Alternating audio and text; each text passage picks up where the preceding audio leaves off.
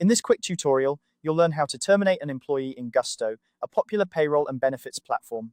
Whether you're an HR professional or a small business owner, knowing how to properly use this feature is crucial for maintaining smooth operations.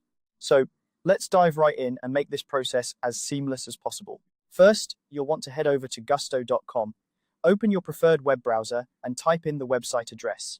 Once there, log in with your credentials. If you're not already logged in, you'll need to enter your username and password. Gusto is designed to be user-friendly, but if you're having trouble logging in, make sure you're entering your information correctly or consider resetting your password if needed. Once you've successfully logged in, direct your attention to the left-hand side of the screen. Here, you'll find a menu with several options. Click on People.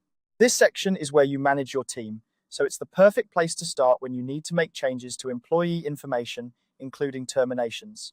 Now that you're in the People section, you should see a list of all your current employees.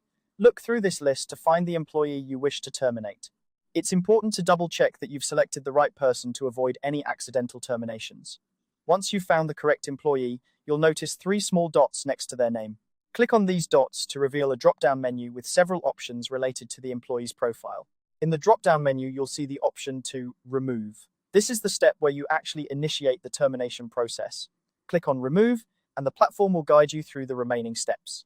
You may be prompted to provide additional information, such as the termination date or the reason for termination.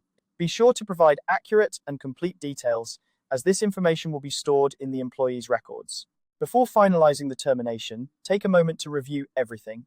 Double-check the details you've entered to ensure accuracy. It's also a good idea to have any necessary documentation on hand, including written notices or exit interviews if applicable. Once you're satisfied that all information is correct, proceed to confirm the termination. And there you have it, the process of terminating an employee in Gusto is now complete. Remember, handling terminations with care and professionalism not only helps your organization maintain a positive reputation, but also ensures compliance with labor laws. If you're unsure about any legal obligations, it may be wise to consult with a legal professional or HR specialist. If you have any questions or need more assistance with Gusto, the platform offers a range of resources, including customer support and detailed guides, to help you navigate more complex features.